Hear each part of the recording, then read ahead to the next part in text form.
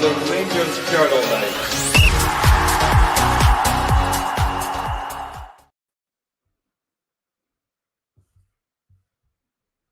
Well, thank you there for waiting on us the extra couple of minutes as we got ourselves set up. We've got another great interview show for you this evening to talk about a potential signing on the horizon for Rangers and Conor Coady. Coady spent his last bit of time playing at Leicester, and so we brought in an expert on all things Leicester to discuss Conor with us tonight. In addition to that, I'm also joined with journal regular Billy. How are you sort of doing, Billy? Hi, good, yeah, and I'm actually quite excited to hear a bit more about Conor Coady from Pete. So, yeah, looking forward to this. Okay, so introducing our guest this evening. When you're watching football, it is not just a visual experience, it is an auditory one as well. And while you're in the stadium, that may be the to's and fro's and explosions of the fans. When you're watching on TV, the extra special moments are made all that more so by the commentary that comes along with them. Tonight we've got a sports presenter, commentator and announcer with over a decade's worth of experience in the trade.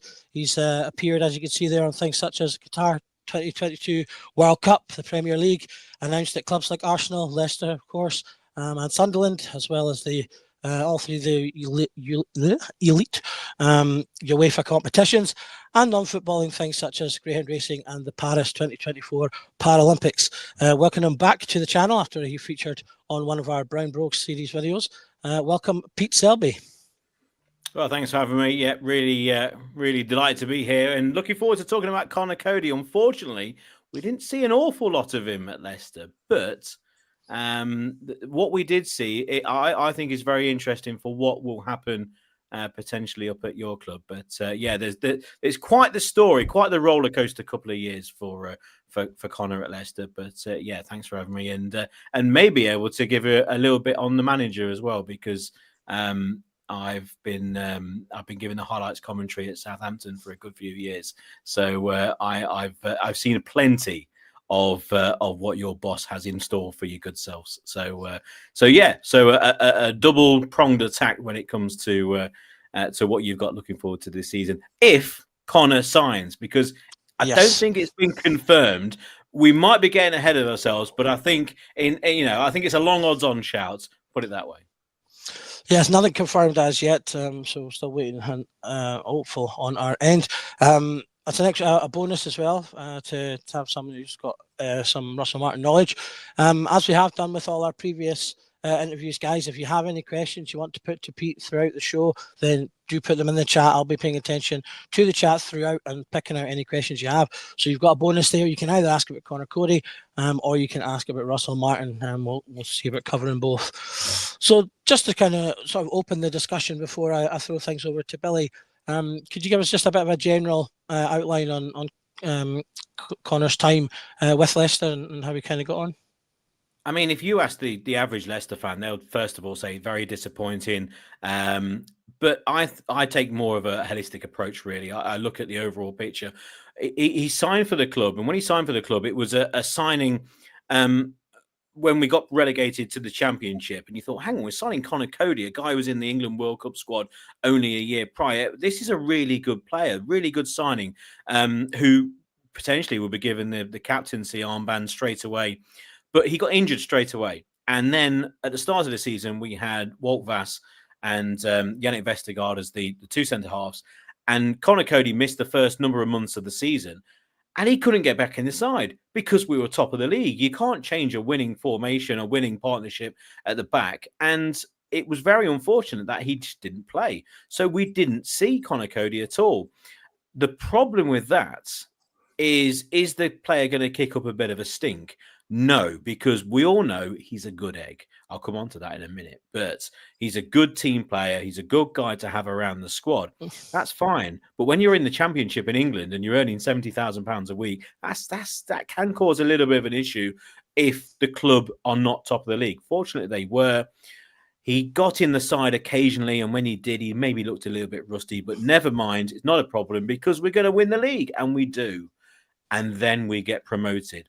And then all hell breaks loose at Leicester. It's complete chaos. Manager leaves, new manager comes in. And Conor's unfortunately part of a squad that's completely disjointed. They don't know what style of football they want to play. They go from a very rigid formation under Enzo Maresca, as we've seen with Chelsea in the last season or so, and it's possibly the worst season. And I'm going back to what my old man would basically be associated with the club. So you're talking the early 60s. We can't quite figure out a worse season at the football club from a point of view of what was expected. It was horrendous last year. Now, Conor Coady was part of that setup. The one thing I would say, I wouldn't lay a lot of blame with Conor Coady. The problem was the whole setup of the side was just wrong from day one in terms of manager, etc. But what we have a run of games, and this is what I would pin my colours to. We have a run of 6 to 8 games at the end of the season where Conor was part of quite a settled side that I got used to playing a certain formation, a standard formation, nothing out of the ordinary, and he got a run of games, something he never had at Leicester. He had a run of games, 6 to 8 games on the bounce, and guess what? He looked a very good player. He looked like a player who'd played Premier League football. He looked like a player who knew exactly what he was doing. He was giving leadership advice. He was very good on the ball. And overall, he looked like a player that would be very valuable in the Championship, or should I say now in the Scottish Premiership. So in terms of his Leicester career, I wouldn't, if people looking at this, if they've been on social media, they would see a lot of Leicester fans not happy with Conor Coady because there's big financial problems at the club. So obviously when you're on 70 grand a week, it's a lot.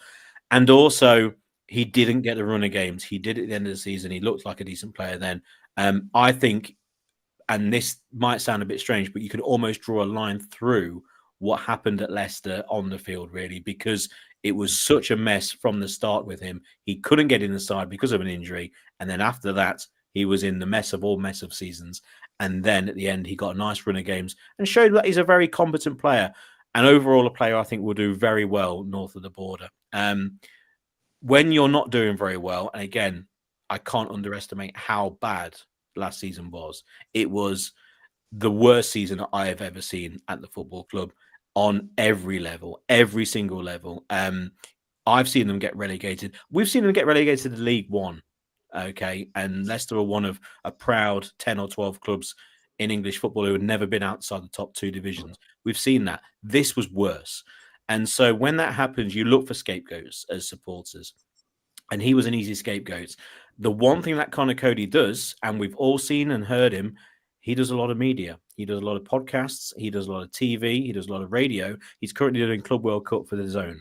His face and his voice is everywhere. So when your club is not doing very well and you're seeing this player on everything, that can wind supporters up. So I think that can cloud a lot of judgment as well. And I think on your podcast here, and I think amongst the Rangers supporters, we're a bit more sensible. We're going to look at what the player can actually bring on the field rather than off the field. The off the field stuff will happen. That will always happen, and you got to get used to that. But on the field, I think you're getting a player who will be a very, very good leader, centre half, but also a ball playing centre half. Because remember, he played a lot in midfield as a younger player. He moved to the back line as Wolves. So he's not a natural centre half. He's a very good player. And I'd rather look at the last 6 or 8 games at Leicester and say you're actually getting a player who I think will do a really, really good job. Excellent stuff. A lot of really good points there. Things we'll touch on throughout. So just before I throw over to Billy, as I say, guys in the chat, if you do have questions for Pete, and do throw them in as we go. I've got a couple picked out already. And just before we continue, I just want to give a big shout out to Gordon White, who's just become a new member of the channel. So thank you very much for doing that, Gordon. We really much welcome you as one of our 12th men. If you do want to become a member of the channel, you can do that from YouTube. You just click the membership button, and it will give you the options if you want to support us in that fashion. But if you don't want to, or you're not able to, that's perfectly fine as well. Just watching as much as you can, liking and subscribing does everything it needs to as well. So once again, thank you very much, Gordon. And I'll throw it over to you, Billy, for the next part of the agenda. Well, it was really interesting to hear Pete giving an overview there, and some of it started to nibble into the area of my first question. But it's funny, you said you can maybe in some ways put a red line through some of his time at Leicester. I think you can put a red line through 70 grand a week if he's coming to Rangers, because there was a few fans who'll probably be listening to that going, yikes. Be interesting to see if he does come up. You never get the details in these things, but he wouldn't be getting anywhere near that at Rangers, I wouldn't have thought, although I can see the value he'd bring. As a player, you mentioned that he played midfield and he's got that ball playing ability. I've also heard he's quite decent at switching the play. How would you assess his technical qualities, both in terms of like strengths he might bring, weaknesses he might bring, and also to kind of sort of link it into your knowledge of Southampton? How do you think Conor Coady would fit as a Rangers player, but also as a Russell Martin player, technically speaking? Well, he fits absolutely perfect because he's that ball-playing centre-half. The thing with Coady that I was impressed with is his all-round game. So you've got a player at the back who will win your headers. That, first of all, I always think of a centre-half, you need a little bit of size and you need to be able to do the basics, first of all. And that, for me, is heading out a cross or a corner, or basically being a big, strong defender who can get in the way of a shot. But if you can do that and then you are a ball-playing centre-half as well, then you bring another dimension. You can still be that... I mean, I'm always going to refer back to the title-winning season. You can be a Robert Huth and then just give the ball forward 5 yards to a Drinkwater or an N'Golo Kante to do the stuff. That's always going to have a place in the game. And I think as modern-day football progresses and you're looking at a manager who is at the forefront of that, who's maybe tried to take a little bit long of a jump before he could actually try and do so at Southampton. Maybe he's looking 2 or 3 passes ahead of a movement rather than the first one. I think that's what got him in trouble, which we'll come on to. But with Conor Coady, I think you just get everything. He can win headers. He can lead a back line. He can be the person with his arms out in a, let's just say, a Tony Adams or a Colin Hendry way. He can lead a back line. He will talk constantly to everyone on the pitch, which from the stands looks like a good thing. Now, whether that would be a good thing or not, we'll find out and how well he does. But it seems that way. He will be more than likely in the captaincy, whether you have a group at Rangers, whether you're part of, I know other clubs, they have kind of a, and Leicester have had it for a number of years under different managers, a core group of players who kind of have a captaincy amongst them. And then they kind of form this group. He would be part of that.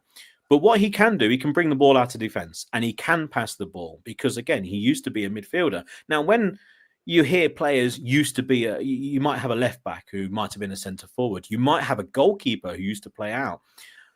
And you say, well, when was that? And they will say, oh, it was when I was under 14s or under 15s. But that's not the case with Conor Coady. He was a professional footballer as a midfielder. So you're getting a person who has naturally moved back in defence as a pro. So he's a very good footballer. And overall, you're getting a guy who can read the game. He's an intelligent guy, which we've heard from off the field with his media stuff. He's big enough to win headers, to marshal the back line. He's a jack of all trades. Is he a master of none? I think that's maybe a bit harsh. But overall, you're getting a very good defender who, again, wasn't long ago in the England squad because of his personality as well as his ball-playing abilities at the back. Yeah. So overall, he's one of those players where when he turned up at Leicester and when he played, I wouldn't say surprised, but he maybe shocked me on the odd occasion of how comfortable he was on the ball. And with the nature of the Scottish Premiership, I would say that Rangers supporters will be very impressed by when he has the ball at his feet. He's very comfortable in that way. But also, if you need him to get stuck in and to do the dirty work as a centre-half, he's done that all his career. So overall, he's an all-round centre-half, really, to be perfectly honest.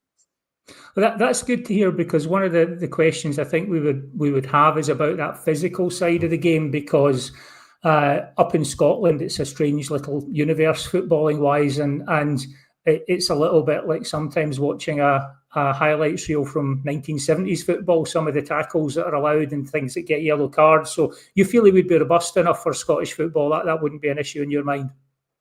Absolutely. First of all, with his feet and with his head, he'll have that half a yard with his head.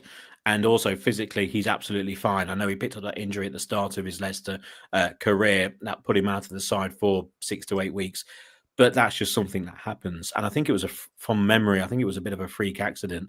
But also with the way that Russell Martin likes to play, I'm not saying he likes to have a centre half basically receive the ball and run up to the halfway line, but he likes, and it's all well known, he likes the ball to be played out from the back. And it's something that got him into an awful lot of trouble last year at Southampton. And can Conor Coady do that? Of course he can. But also, can he not receive the ball? Can he not touch the ball but influence what happens? Yes, because again of his football intelligence, which on a football manager level I would put towards the 20 mark. I think he is a very intelligent player. So when you're trying to play the ball out of defense, he might not be the player who receives the ball, but he might be able to move or dictate play in a certain way. That means the ball gets played out in a safe way, which is the first thing that all supporters want. And then they can breathe a sigh of relief once it's got towards the halfway line. So he might not be the ball carrier, but if he receives the ball under pressure, he's got the ability with his feet to get out of a little bit of trouble, which will always happen when you play that style of football. And also then to be able to deliver the ball out wide or to a midfielder who can then go on and create, hopefully, plenty of chances. Yeah, the highlights reel always looks good, but in the highlights reel I've seen of Conor Coady, he does look relatively twinkle-toed. One of the other things you'd mentioned there, Pete, in terms of his overall sort of skill set is the intelligence. And it's something I was quite interested when I looked at the profile for him. You know, he's not going to be cheap for someone who's 32, heading towards 33. He's got an impressive background, but he's not going to have any resale value. But the more I researched Conor Coady and see him in interviews, like he did the interview about mental health issues with Sky, he's spoken out for LGBTQ plus issues. It was very interesting because he does come across as someone, he talked about the importance of communication. He talked about the importance of listening. He seems like someone who, to my mind, may be getting brought into Rangers, not as much for his leadership and his intelligence, but certainly in large part for what he can bring to the dressing room in terms of experience and how he might bond a dressing room and how he might have the intelligence, not necessarily to be the manager's player in the dressing room, but a member of that leadership group. We have a leadership group at Rangers that has needed broken up for a number of years, and there are vacancies.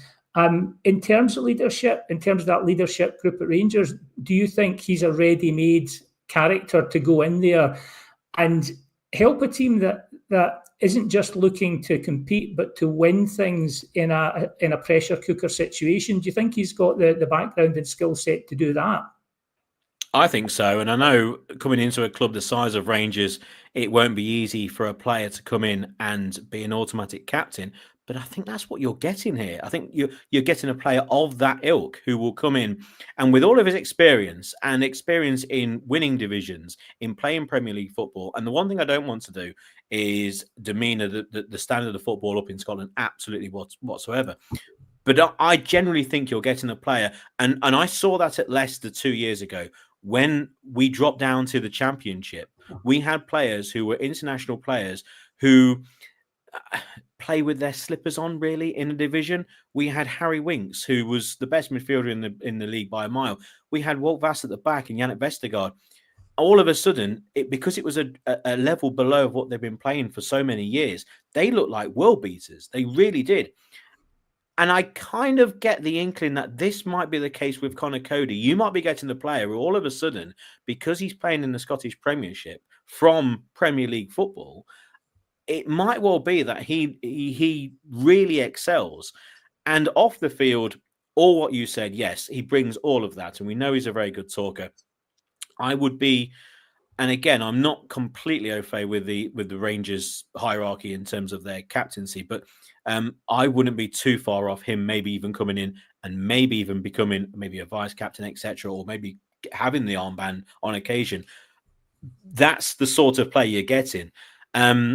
Are you getting a play with Nous of winning divisions? Of course you are. You are. You know, he's done so well. And also with his international experience as well. I think the one thing he will get is, because of the off-the-field stuff, because of the way he talks, because of his career, and also I think because of his charisma as well, I think he'll get respect from his fellow players, because again, he's coming from south of the border, he's coming from the Premier League, he's coming from unbelievably poor Leicester side last year. So he will need to still prove himself, but I think he will get that straight away just because of his personality. He's very, very easy to like.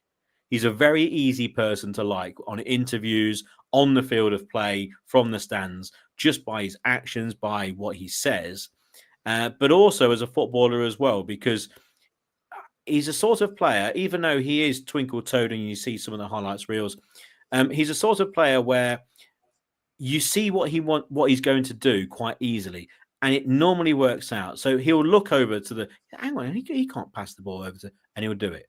And then all of a sudden he'll look over to the left.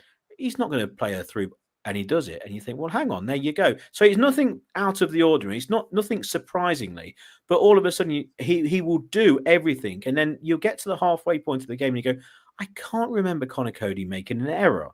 He's done everything that he thought of doing, whether it's a simple pass, whether it's a long ball, whether it's an interception. And that's what you get with Conor Coady. A little bit of confidence, a little bit of sometimes arrogance, which again, if you're stepping into a division which is perceived to be slightly easier and maybe is, you get that. And that's what we got that couple of years ago at Leicester with players. Walt Vass was the prime example. He looked like $1 million in that league. And I just get the inkling that it might be the same with Conor Coady. So I'd be very excited. Hopefully he's not on 70 grand a week. Yeah, I mean, the concept of defensive competence, I'm not sure, Doug, what we would make of that. That could be a whole paradigm shift for us. It was interesting, though, actually, Pete, to hear you mentioning about the leadership side of things, because I do remember, I think, was it Steve Holland said that at the Euros in 2020 that Conor Coady was the most important player in the squad, even though he didn't play a minute, because he was seen to be so vital in a squad that had Harry Kane and people like that, in terms of like knitting the squad and keeping the atmosphere and team unity good when England got to the final. I actually was wanting to ask about how he had performed with his defensive partners in Leicester, and was shocked to find when I did a wee bit of research in Wout Faes that you hadn't actually signed Sideshow Bob as a central defender, because I had to do a double take. That was like, really? In terms of Wout Faes and Yannick Vestergaard, when he played with those guys, did you get a sense of how he was as a defender, what he was covering for them, how they were covering for him or complementing his game? And also, I know he's played in a back three. Do you have a sense of whether he's better in a back three, a back four, a back five, or is he equally comfortable in all of those? So, and if you have any sense of how he played with those partners and which setup suits him best, that would be interesting for us to hear. I think in terms of a back three, you're talking left side of a back three would be his ideal position. In a back two, you're talking about two completely different players, because Yannick Vestergaard is a tall, slow Viking of a centre half. I had him as the player of the year actually when we got promoted, because that's what you needed in the Championship, and he was fantastic. And Walt Vass is a very quick centre half.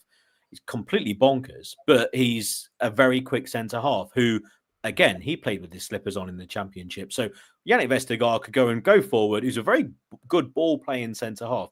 He can go forward with the ball, pass the ball quite well, block everything, and basically Walt Vass can just run around all over the place, cover in behind, go forward on mazy runs, and it's fine because it's the Championship. Of course, when you go into the Premier League, it's completely different. But Conor Coady, he could play alongside either, because he could be the more rigid centre half. So he could act as a Yannick Vestergaard alongside when he plays with Walt Vass, because he's a very quick centre half, Walt Vass. So it can be similar, as in Coady could soak up the high ball, he could go forward and block shots, etc.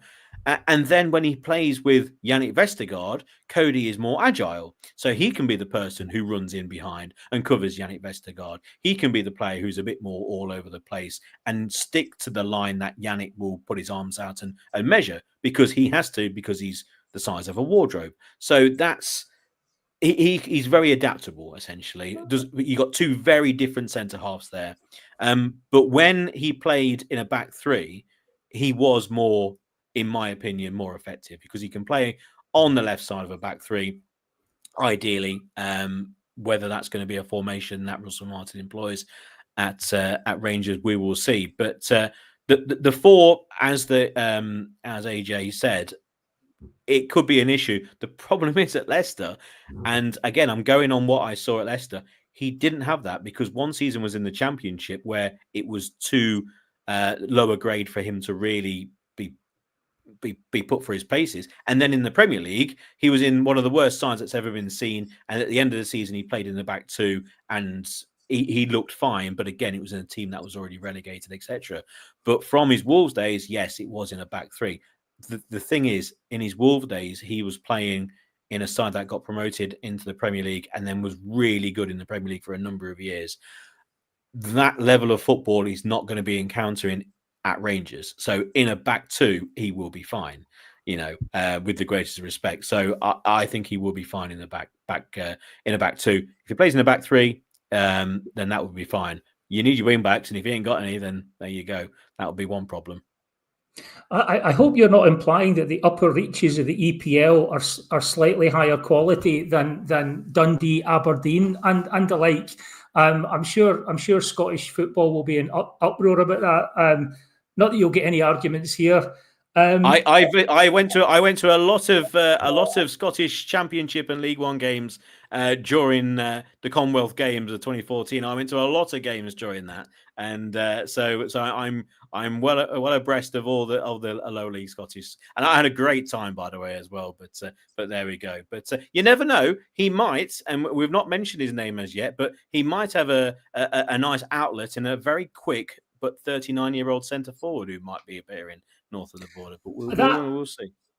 Okay, that wasn't my next question, but let's just put a pin in that and actually just go to that just now, because I must admit, I love Jamie Vardy as a character, and the idea of a world-class wind-up merchant and spiky wee so-and-so playing for Rangers, it really gets the juices flowing. Does he still have it? Does he have the pace? Does he have the physicality to still score goals in Scotland, do you think? Okay, yeah, you're getting a big yes here. I mean, have you got an hour? I mean, I can't go into what he's done at Leicester. He's the best player that's ever played for the club. He's a 10-year-old's favourite player. He's my favourite player. He's my dad, who's 76 and has had a season ticket for 50 years. He's his favourite player. He's the best player that's ever played. GOAT is the term that they use now, the official GOAT at Leicester. Yes, he played the entire Premier League season. He's hardly been injured. So you're getting, if you do get him, a centre forward who will score 20 goals easily. He's as sharp as attack. When I know, obviously he's the manager of the other club, but when Brendan was at Leicester, he basically narrowed his game. He says, "Don't go any wider than the penalty area," and that added a couple of years onto his career easily, maybe even more. He's an unbelievable finisher of a chance. He will score with his head, with either foot. He's rapid, maybe over 5 or 6 yards rather than 20 yards now. He played a full season at Leicester. He played a full season in the Premier League. So he's physically unbelievably fit. He looks after himself. He's the most professional footballer I've ever seen at Leicester, ever. He looks after himself so well. He's got all sorts of technology in his house to preserve himself. Yes, he might neck a can of Red Bull and come onto the Emirates pitch and score after 5 seconds. Like, that happens. Why not? He's the biggest wind-up merchant in the world with a smile on his face. I cannot put into words how much of a signing he would be. It would be the number one player to go for because you're guaranteed goals. You're guaranteed a fan's favourite. He would give defenders a complete nightmare. He would be. Now I said this, and like I obviously didn't follow at the time. I was obviously supporting Leicester, and it was during my younger years. But obviously, when Paul Gascoigne came to Rangers and the impact he had, and I honestly, that's the sort of level Jamie Vardy is. I would be amazed if some of the big boys in English football don't give him a year contract. He will still score goals in the Premier League. He would be amazing for a club like Rangers. Like, genuinely, his movement is exceptional. And the one thing that would happen if he joins Rangers, after seeing him for 45 minutes of football, every single supporter would go down at Ibrox to the bars and go, do you know what? He is twice the player I thought he was with his back to the goal. He controls the ball better than I ever thought. He's a genuinely fantastic footballer, yet we've not discussed the finishing. The finishing is elite level.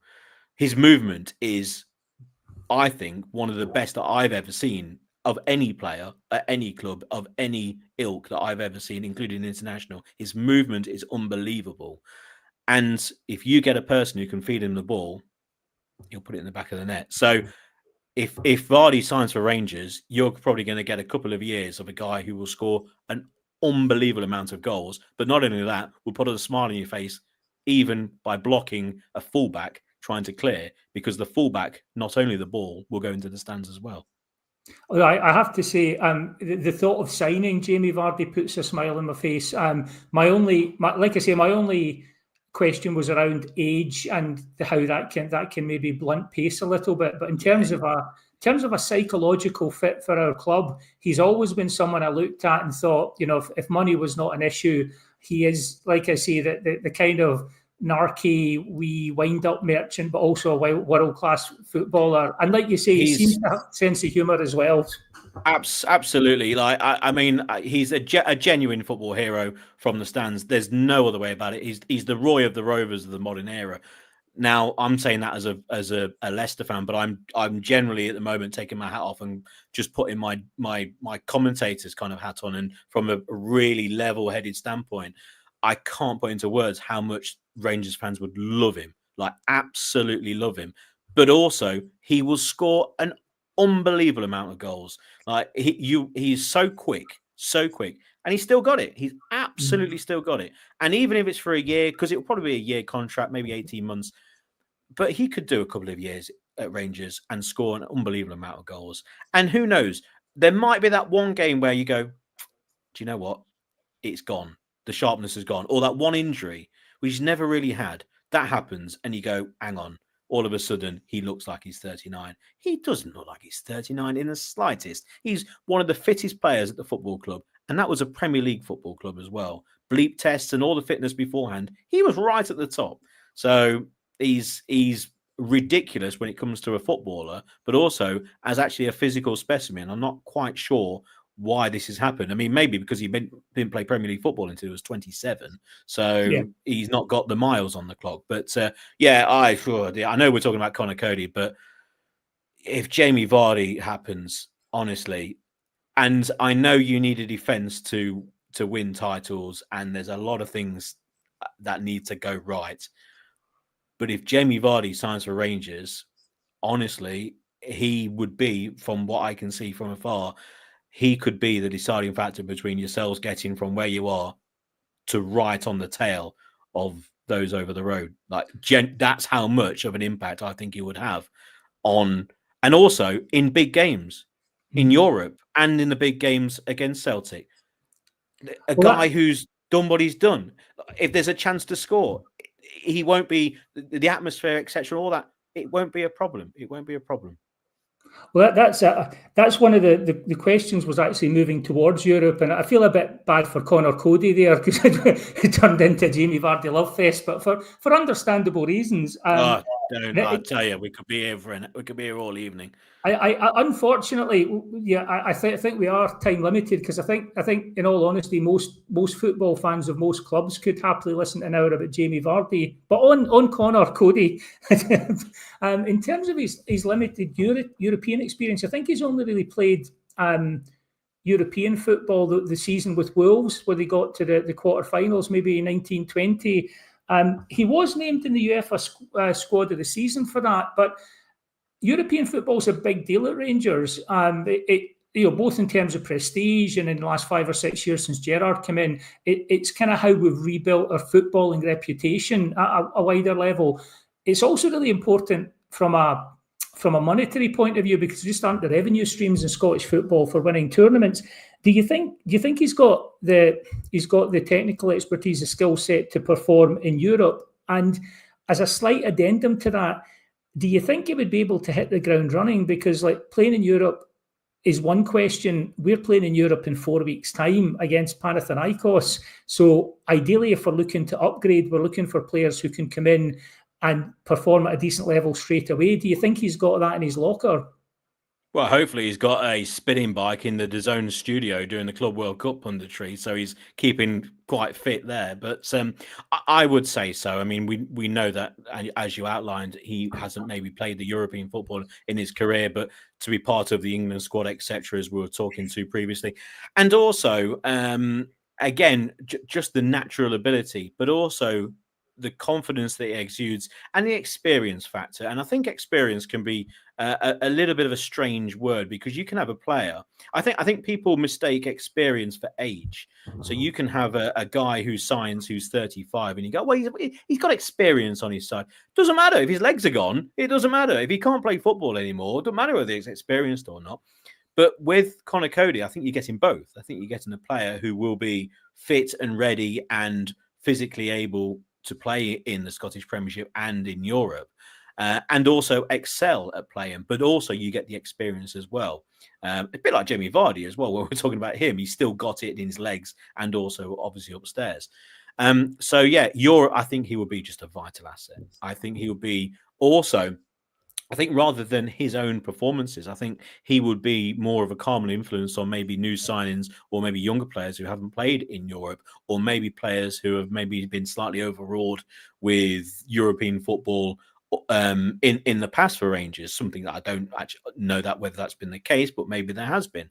And so with Conor Coady, I wouldn't be worried at all about him on the pitch. I wouldn't be worried at all. And then you get all that you get off the pitch as well, which seems to be more than on the pitch with Conor Coady. Overall, I just think he's a very solid signing. And I wasn't going to say the term. I wasn't going to say he's almost a no-brainer. But he kind of is, because you're getting that full package. The problem is, and again, all Rangers fans who are on social media, they'll see this completely with his time at Leicester. And you have to block it out. You have to block it out, because it was 2 strange years, a promotion campaign, which he never really figured, through no fault of his own, through being injured, and then basically having a team top of the league. You're not going to change that. And then being involved in a completely chaotic squad, which got relegated in humiliating fashion. But actually, towards the end of the season, he played quite well. So ignore all of that. For me, you're getting a very competent player on and off the field. The only question mark I would have, nothing to do with on the pitch, I would just, and I don't know the guy, but I would just look at him and go, he does so much off the pitch, and a lot, an awful lot. And I just slightly question that and go, if maybe it doesn't start too well at Rangers, maybe through no fault of his own, I wonder if he's on a year contract, does his eye come off the ball, and does he look towards maybe his future career rather than at Rangers? That's maybe doing him a complete disservice, because I don't know the guy. The other thing you could say, of course, if it starts going really, really well, my word, you might have the biggest cheerleader in your squad, and all of a sudden, after 6 or 8 games, he's got the captain's armband on, and you'll look at him going, what a man. We've got a real good player here at centre-half. So it could go either way. But for me, on the field, even in Europe or in the Scottish Premiership, I wouldn't have a problem at all. It doesn't matter whether it's a back 3 or a back 2 with me. I think in the Scottish Premiership, he'll be absolutely fine. No, that's interesting to hear. He does come across as someone ready-made for a career in punditry post his career, certainly from the interviews that I was looking at. I guess that one of the things that Rangers fans probably have had one eye on, and from what you're saying at Leicester, it's not an issue, but we have been burned an awful lot with players who are recovering from injury or have become injury prone or are arriving injured. That one injury that he had at Leicester, it seemed to be the first of his career. It was in the first season. No hints of any niggling injuries or anything age-related after that. It was just the one and done, as far as you can tell. Yeah, I mean, there were bits and bobs last season, nothing in particular. And then again, he finished the season really well. And also, I think, I mean, we've mentioned about the wages at Leicester. I think he would probably be earning, a fair whack, let's say, up at Rangers. So I don't think they would be taking a bit of a chance with a player of his age if he was carrying a knock by giving him even a year contract on whatever wages he's going to get, which I'd imagine would be still quite sizable to attract a player like Conor Coady from an area, because of course you got to remember he was playing at Wolverhampton, so he was at Wolves. That's not a million miles away from Leicester at all. I don't think, off the top of my head, he moved near to Leicestershire. From here to Wolves, it's not actually an easy drive, but it's not a million miles. Where he was living there, Vardy, for example, lives in Lincolnshire, so he doesn't actually live in Leicestershire. So you don't have to be too close. So it was an easy move, should I say. So for him to up sticks and move to Glasgow, if he does that, you never know. It might be on a deal where he doesn't have to, but I'd imagine he will. That would take some wages, I'd imagine. And of course, the Rangers board are not going to sanction that if he is carrying an injury. But from what I remember last season, he finished really strongly. I have to say, I'm tempted to now launch into all my questions about Russell Martin, but I'm aware that Doug may have a few questions lined up from the viewers just now. So I don't know, Doug, if you want me to ask about Russell Martin or if you want to jump in, because I'm aware I'm sort of hogging things here at the moment. Yeah, okay, we'll do a couple of viewer questions and then we can circle back round to Russell. We ended up getting a few Vardy related questions as well as the conversation swung. Excuse me. Okay, so we've got a couple of questions from Paul.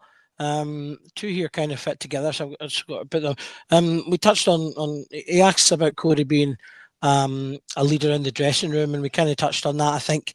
But one thing maybe we could add in, he also asks, is Coady a baller and a shouter at players on the pitch? This is something that I think Rangers fans, particularly the more, your older fan base, they want to see that blood and thunder on the pitch. They're not as big a fan. Our current captain, James Tavernier, is more of a quieter influence, and off the pitch influence. And, he sort of leads by example rather than by words per se. So is that something that Coady's a bit more adept at? Absolutely. Oh, by the way, on Tavernier, I mean, he's a personal hero of mine, because from the betting industry that I work in, as a first goal scorer, my word, like, what a hero, an absolute hero of a bloke. But anyway, he scores all the time. He's a defender. It's ridiculous. Anyway, just what a hero.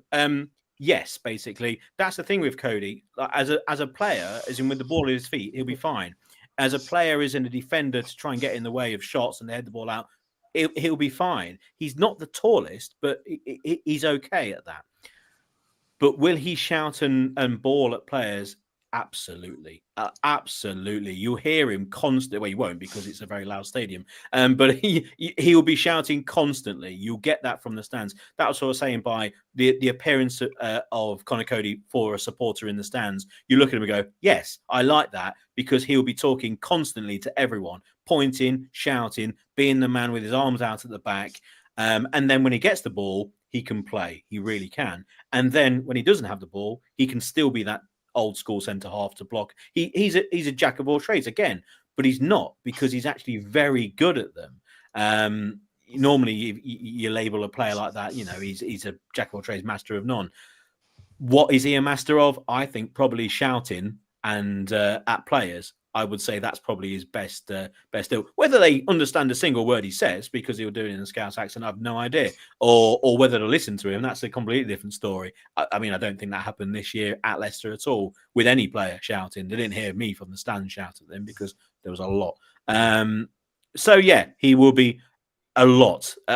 In fact, I'll go as far as I don't think I've seen a player shout more at his own players. Or talk more. I really don't think. I think he is the number one.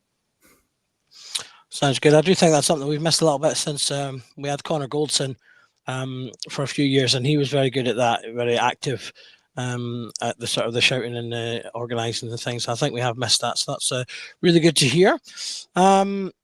Okay, again, we've got Paul again on another question. He's got a couple in.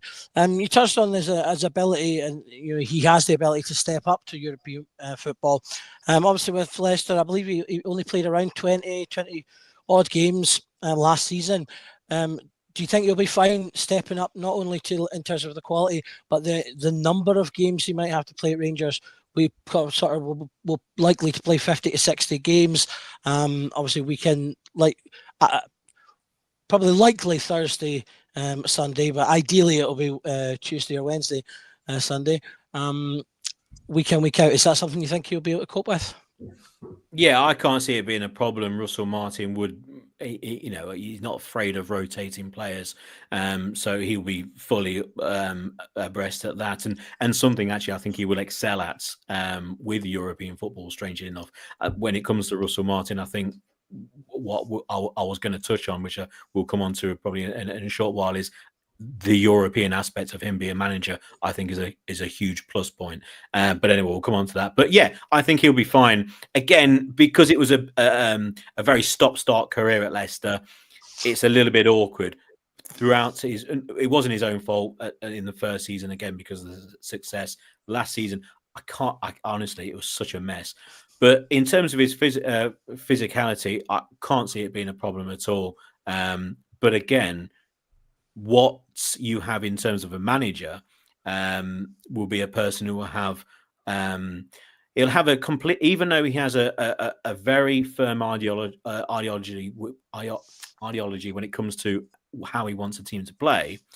I believe it will be the case that now he's at Rangers, he will adapt that for European football very well, and then thus change that for the Scottish Premiership game, more than likely on a Sunday if you're playing Thursday football. And that will obviously lead into who he selects and whether Coady will be then starting or being given a rest because you're playing a perceived lower side in the Scottish Premiership. But I think that's more with the manager rather than with Coady. I think that question. So I think it'll be fine, but I think that's more down to Russell Martin. And again, I'm quite excited to see how he adapts to European football. I think he'll do very well. Okay, perfect. Not so much a question as a comment from Gordon, but I thought it brought up a point that might be interesting to touch on. One of the other players we're heavily linked with right now is Max Aarons, coming up to Scotland as well. And Gordon's touching on these being sort of a different level of signings for you. Do you think, Max Aarons, he was a player a few years ago, was very, very highly rated. He was linked with Bayern Munich at one point for, I think, about £35 million. He's had an injury. He's been on loan that he didn't get to play much. And so it looks like, obviously he'll be hopefully coming up and looking to play some football here. Is that the type of player that you think Conor Coady can work well with? Absolutely. He's been a player who's been linked with Leicester for a lot of times and very close to joining on one or two occasions. But we went in different ways, very, very close as well. I think Gordon's got it like bang on, really, to be perfectly honest. I think they both are in completely different ways. I think Max Aarons will be a player if, and again on the injury side, because I don't quite know how he's been getting on of late, but you'll be getting a very talented player. And I straight away, if he is signing, that would raise a bit of an eyebrow for me. I'd be like, that's a very, very good signing. Physicality wise, again, if he's fine, if he's fully fit, very good player, very, very good player. And again, in a league like the Scottish Premiership, where he might not have to, in a more defensive sense, he might not have to look after the back line as much as he maybe did south of the border. Although, to be perfectly honest, the way he was playing at his previous club, they were very attacking on the wings. So, yeah, he as an attacking fullback, he makes perfect sense, really, to be perfectly honest, when looking at it again. And Coady, like we said, I think Gordon's right. I think again, it is a bit of a different level, but a fully fit Max Aarons.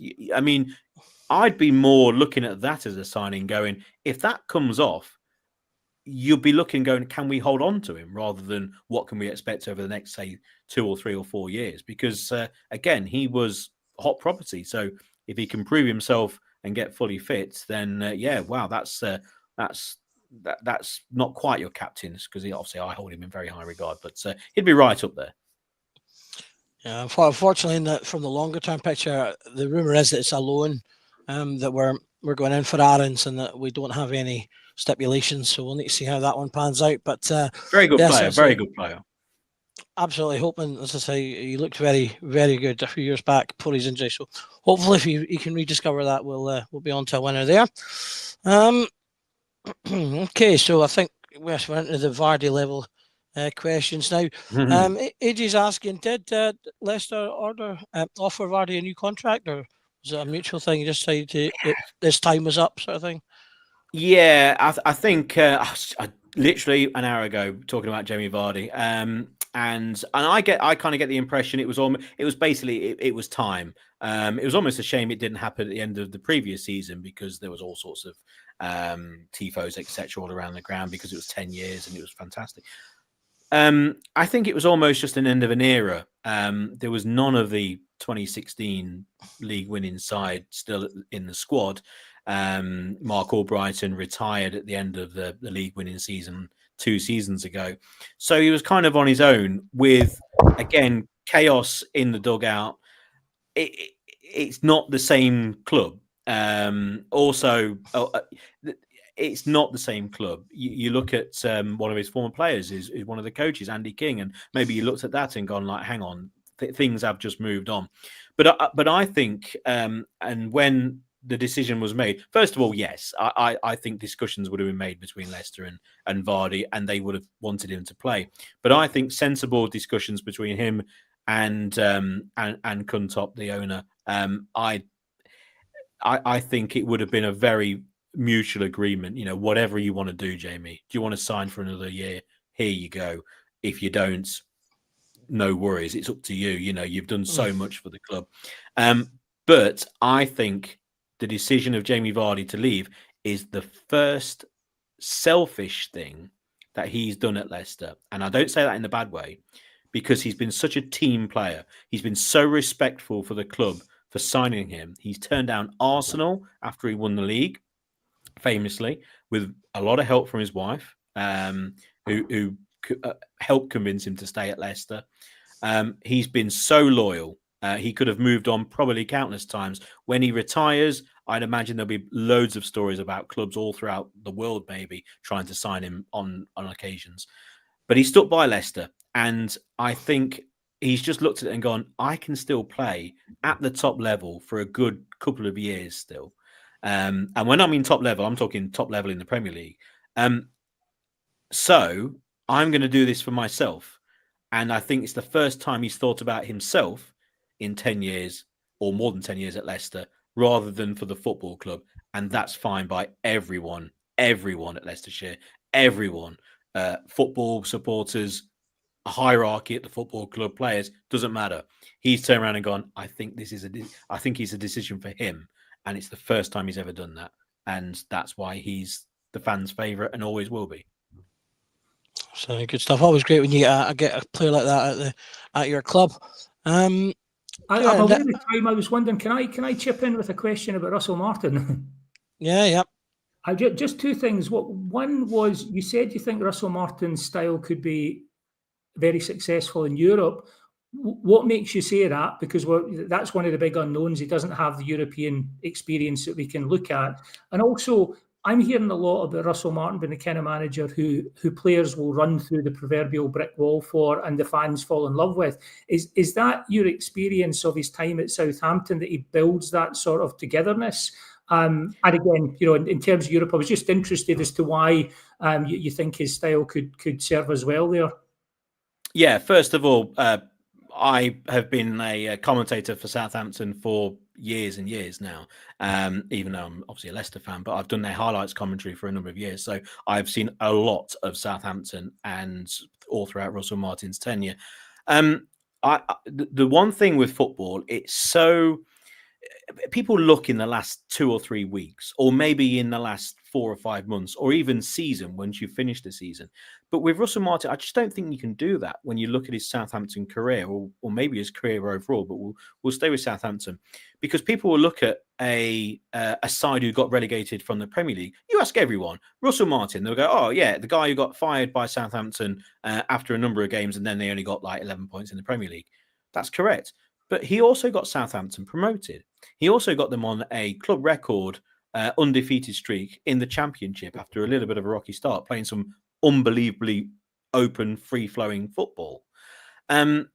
He then tried to do that in the Premier League. And I still believe, and I know that it might be a little bit biased, but they were not as bad as Leicester, for example, or I still think Ipswich. Yes, points-wise, but there was a very, very interesting, I'm sure lots of Rangers fans have watched it. On Sky Sports, he was one of the, when a manager wants to get a job when they turn up on Monday Night Football. And then after the game, they talk to them in depth about their career and what they want to do. I thought it was stunningly eye-opening about Russell Martin. He was bemoaning the fact that they didn't basically have a centre forward. And he went into great detail. And sometimes this can look, if from an opposition fan, as a whining thing, oh yeah, making excuses. But generally, he looked at the way that Southampton played that season and gone, we created so many chances, or we had the ball on the edge of the opposition penalty area so many times. And when you do that from the style of football, breaking through the line, as we saw at Leicester with Enzo Maresca, or as we saw with Russell Martin at Southampton, when you play at the back, fans will question that. And Rangers fans why are they doing that? They're doing it. Don't look at the defence. Do not look at the defence with the players with the ball. Honestly, it'll give you a headache because you'll be worrying about them losing it. Look at what's going on in the opposition half. And that's why Jamie Vardy comes in, because, again, I've never seen a player with better movement ever, I don't think, as a centre forward. You look at the opposition half and you see the movements. All of a sudden, a player will drop deep, straight through the centre circle. Why? Because he's pulling the player with him. Or he might receive the ball. And if he receives the ball, what's he going to do? He's that player who can turn quickly, play the ball out wide, and a player comes forward from the defence, and all of a sudden, there's an insightful through ball, and you're on the opposition penalty area. And the opposition, they've got no idea what's going on.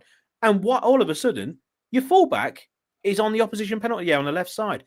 That's what happens. He had Walker Peters at Southampton, brilliant player.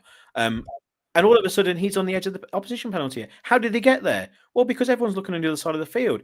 That's what you get with Russell Martin. And the problem with Southampton, they could not convert those chances. They did not have a centre forward. It's the Premier League. Those players were great in the Championship. They just couldn't convert in the Premier League. And unfortunately, they got caught out at the back. They maybe tried a little bit too much of the playing out from the back. Again, it's the Premier League. Teams can adapt in the Premier League during 90 minutes. And all of a sudden at halftime, the manager can turn around and go, right, they're going to do this. So make sure you intercept. Guess what happens? They intercept the ball and they score. And all of a sudden, Russell Martin looks like a bit like a clown. But it's not the case. In a slightly lower standard of football in the Championship, it worked an absolute treat. In the Scottish Premiership, with the players who can play that style of football, and again, he will be signing players to play that system, it will work really well. All of a sudden, you'll get a defender stand on the ball and you concede, but you may be 3-0 up at the time. So it will happen. Don't go mad at that, because that's just going to happen. It's naturally going to happen because of the way he plays.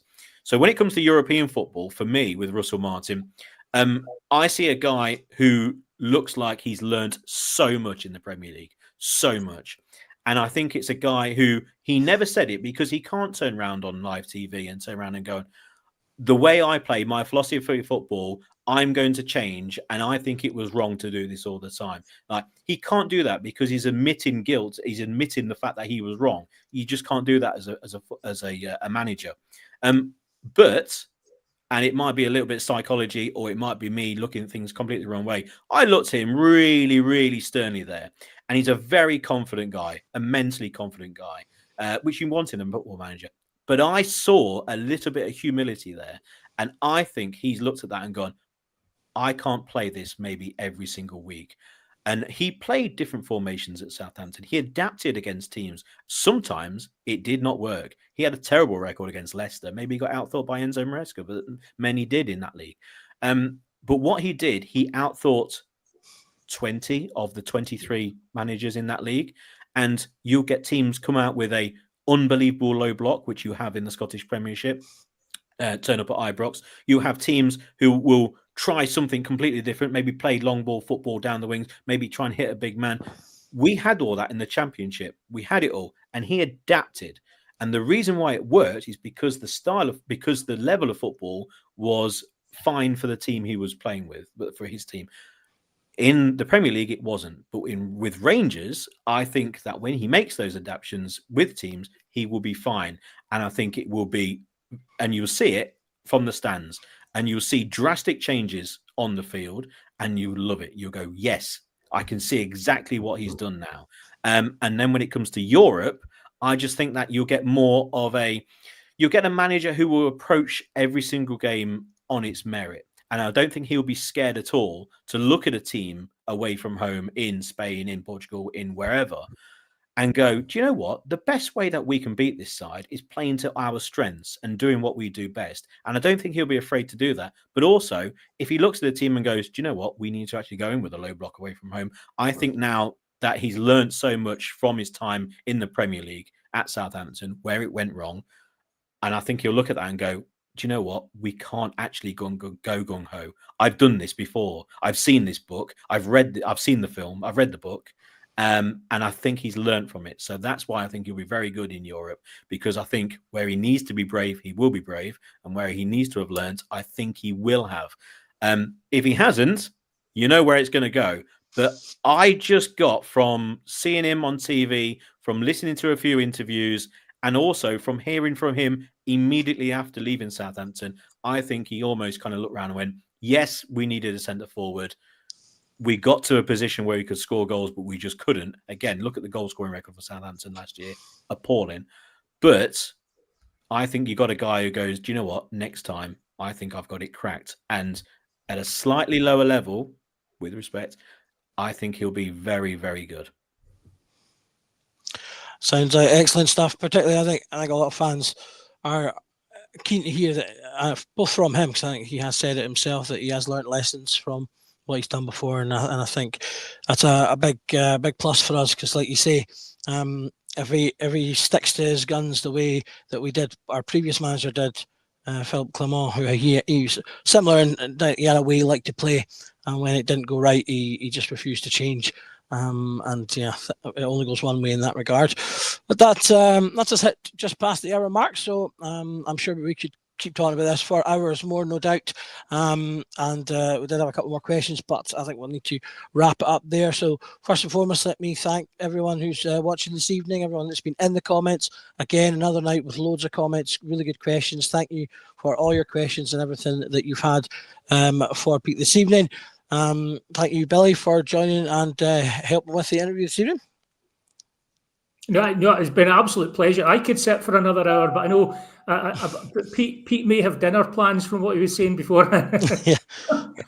Yeah, there'll be a Ruby on the way, paid for by a Tavernier first goal last season, or for the last 7 years. Honestly, especially when Rangers play early on a Saturday or Sunday.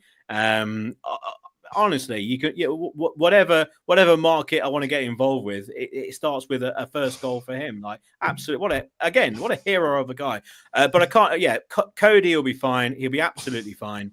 But if you sign Jamie Vardy, then I've got to get to my nearest Rangers outlet and get myself a shirt, because honestly, just he will be ridiculous. And I look at where Rangers are in relation to Celtic, and obviously that's the target: win the league. That's what we want to do. And honestly, I just think if you do sign Vardy, not just the goals, everything else, especially those very, very important games, home and away, twice against Celtic in the league, isn't it? I think his impact in those games in particular could be the difference. Generally, you're going to get 20 plus goals, and then a guy who's going to be trying to score past, first of all, his best mate. And I'd imagine he'll be loving that. I mean, he'll be loving that. And also loving the fact that he'll be trying to beat a manager who he previously played for. Has a great relationship with, no problem there. But I could not, if he turns up, he will go around every single one of those players and go, we're going to win this league. He won't turn up and want second. Not at all. So as much as Cody's a talker and as much as Coady could be a leader, I know we're talking about him, but Vardy, if he turns up, that's the league, boys. That's what he'll be after. So yeah, strap yourselves in. Yeah. Mr. Kavanagh, are you listening? Yeah, many fans will be happy with that, I think. So just leaves me to thank Pete very much for joining us this evening. Loads of great information from you, Pete. We're very happy to have you, and hopefully we'll have you again at some point. Just want to say thank you to our sponsor this evening, Off to the Match I Go. If you go to offtothematchigo.co.uk, you can get lots of bespoke Rangers memorabilia, lots of really good stuff, signed merchandise. As I say, bespoke things. There's little statues of various players, all sorts of things you can get there. And you get 10% off at the checkout if you put in the code JOURNAL10. So with all that said, the only thing for me to say thank you for everyone for watching. And remember that every night is a Rangers Journal night. Good night.